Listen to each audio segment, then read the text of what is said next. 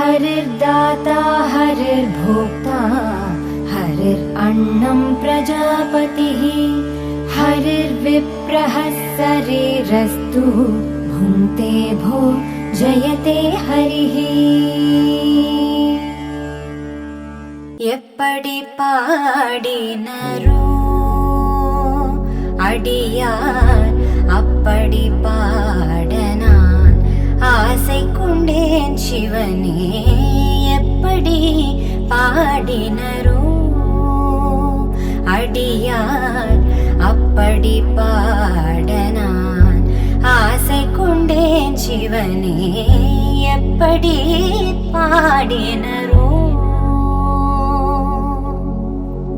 அப்பரும் சுந்தரரும் ஆளுடை பிள்ளையும் அப்பரும் சுந்தரரும் ஆளுடை பிள்ளையும் அருள்மணி வாசகரும் பொருள் உணர்ந்து உன்னையே அருள்மணி வாசகரும் பொருள் உணர்ந்து உன்னையே எப்படி பாடினரோ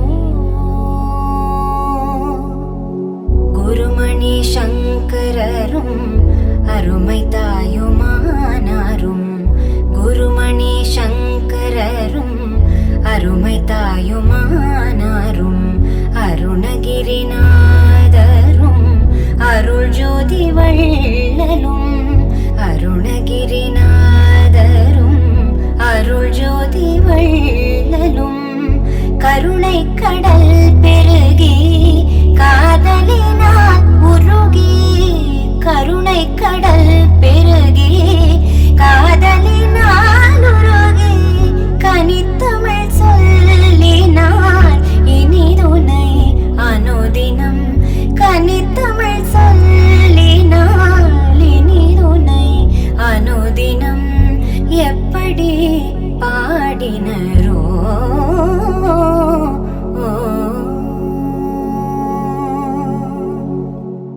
ஹரே ராமா ஹரே கிருஷ்ணா. இன்றைக்கு நாம் காணவிருக்கும் ஆன்மீக கதை கங்கையில் குளித்தால் பாவம் தீருமா. வழங்குபவர்கள் பாஸ்கரா கற்பூரம். பூஜைக்கென்றே புத்தது பரிசுத்தமான பாஸ்கரா கற்பூரம் மற்றும் சாம்பிராணி வகைகள் சேலம். கைலாயத்துல ஒரு நாள் நாரதர் ஒரு புது பிரச்சனைய ஆரம்பிச்சாரு. பார்வதி தேவி தனியா இருக்கும்போது பார்வதி தேவி கிட்ட போயிட்டு, பார்வதி தேவி, பூலோகத்துல இப்போ பார்வதி தேவியை விட கங்கா தேவிக்கு தான் முதல் மரியாதை தராங்க.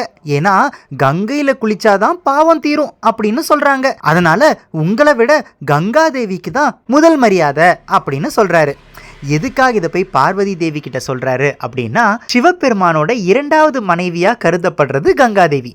அப்போ இரண்டாவது மனைவியை பத்தி முதல் மனைவி கிட்ட பாராட்டி பேசினா முதல் மனைவிக்கு கோபம் வரும், அதனால ஏதாவது ஒரு கலகம் பிறக்கும் அப்படின்னு நினைச்சாரு நாரதர். பார்வதி தேவி ரொம்ப கோவப்பட்டு, எல்லாரும் அப்படியா நினைக்கிறாங்க, நான் இப்பவே சிவபெருமான் கிட்ட போய் அதை பத்தி பேசுறேன் அப்படின்னு சொல்றாங்க. உடனே நாரதர், தாராளமா பேசுங்க, கூடவே இன்னொரு விஷயத்தையும் மனசுல வச்சுக்கோங்க, கங்கையில குளிச்சா பாவம் தீரும்னு சொல்றாங்க, ஆனா கங்கையில குளிச்ச பல பேர் இன்னைக்கு நரகத்துல இருக்காங்க இல்லையா, அப்போ கங்கையில குளிச்சா பாவம் தீரும் அப்படின்றது பொய் தானே, அதை மனசுல வச்சுக்கிட்டு சிவபெருமான் கிட்ட பேசுங்க அப்படின்னு சொல்றாரு. பார்வதி தேவி, நான் போய் இப்பவே சிவபெருமானை கேட்கிறேன் அப்படின்னு சொல்லிட்டு பார்வதி தேவி சிவபெருமான் கிட்ட போய், சுவாமி, கங்கையில குளிச்சா பாவம் தீரும் அப்படின்னு சொல்றாங்க, ஆனா கங்கையில குளிச்ச பல பேர் இப்ப நரகத்துல தானே இருக்காங்க, அப்புறம் ஏன் அப்படி சொல்றாங்க அப்படின்னு கேக்குறாங்க. உடனே சிவபெருமான் இது நாரதரோட கலகம் அப்படின்றத புரிஞ்சுக்கிட்டு பார்வதி தேவி கிட்ட, உனக்கு நான் இதை விளக்கி சொல்றேன் அப்படின்னு சொல்லிட்டு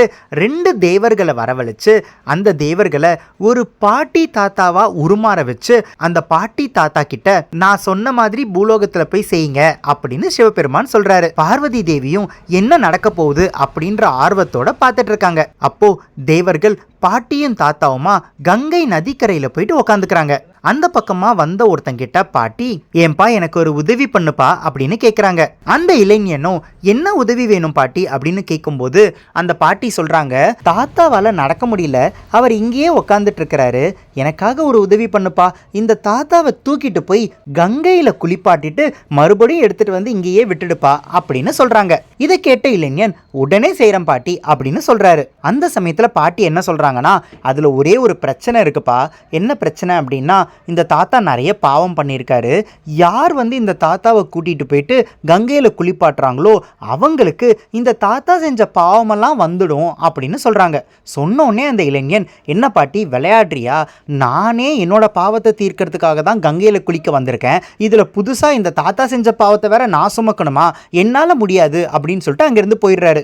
அடுத்ததா ஒரு இளைஞன் வரான். அவனும் விஷயத்தை கேட்டுட்டு ஓடி போயிடுறான். மூணாவதா ஒரு இளைஞன் அந்த பக்கமாக வரான். பாட்டி அவங்கிட்ட கேட்கும்போது அந்த இளைஞன், நான் கொண்டு போய் குளிப்பாட்டுறேன் அப்படின்னு சொல்கிறாரு. சொன்ன உடனே அந்த பாட்டி, அவரோட பாவம் உனக்கு வந்தா பரவாயில்லையாப்பா அப்படின்னு கேட்கும்போது அந்த இளைஞன் சொல்கிறான், இதில் என்ன இருக்குது பாட்டி? முதல்ல அந்த தாத்தாவை கூட்டிகிட்டு போயிட்டு நான் குளிப்பாட்டுறேன். அப்போது தாத்தாவோட பாவம் எனக்கு வந்துடும். அதுக்கப்புறம் மறுபடியும் போய் கங்கையில் குளிச்சிடுறேன். அப்போது என்னோட பாவமும் கங்கையில் கரைஞ்சிடும் அப்படின்னு சொல்கிறாரு. இதை பார்த்துட்டு இருந்த சிவபெருமான் பார்வதி தேவி கிட்ட, பார்வதி, இப்போ உனக்கு புரியுதா? கங்கையில் குளித்தவங்க அத்தனை பேருக்கும் பாவம் தீராது. கங்கையில் குளித்தா பாவம் தீரும்னு யார் நம்புகிறாங்களோ அவங்களுக்கு தான் பாவம் தீரும் அப்படின்னு சொல்கிறாங்க. நம்மளோட வாழ்க்கையில் கடவுளை நம்பணும். கடவுளை நம்புனா நம்ம வாழ்க்கை முன்னேறும் அப்படின்றத நம்பணும். அதே மாதிரி கங்கையில் குளிச்சா பாவம் தீரும் அப்படின்றத நம்பி குளிக்கணும். அப்பதான் நம்மளோட பாவங்கள் தீரும். இன்னைக்கு நம்ம பார்த்த ஆன்மீக கதை கங்கையில் குளித்தால் பாவம் தீருமா. நாளைக்கு இன்னொரு ஆன்மீக கதையில உங்களை சந்திக்கிறேன். ஹரே ராமா, ஹரே கிருஷ்ணா. பூஜைக்கென்றே பூத்தது பரிசுத்தமான பாஸ்கரா கற்பூரம் மற்றும் சாம்பிராணி வகைகள், Salem. ECG cards, Ramayana Mahabharata playing cards. Ramayana மகாபாரதத்திலிருந்து 108 கேரக்டர்ஸ் பத்தி நீங்க நிறைய விஷயங்களை தெரிஞ்சுக்கணும்னா இந்த ப்ராடக்ட் உங்களுக்கு தான். இது ஒரு பிளாஸ்டிக் பிளேயிங் கார்ட்ஸ். ஒவ்வொரு கார்டையும் இண்டிவிஜுவலா ஸ்கேன் பண்ணி அந்தந்த கார்டுல இருக்கிற கேரக்டர் பத்தி யூடியூப்ல தெரிஞ்சுக்கலாம். ஒவ்வொரு குழந்தைங்களும் கத்துக்கிட்டே விளையாடலாம், விளையாடிக்கிட்டே கத்துக்கலாம்.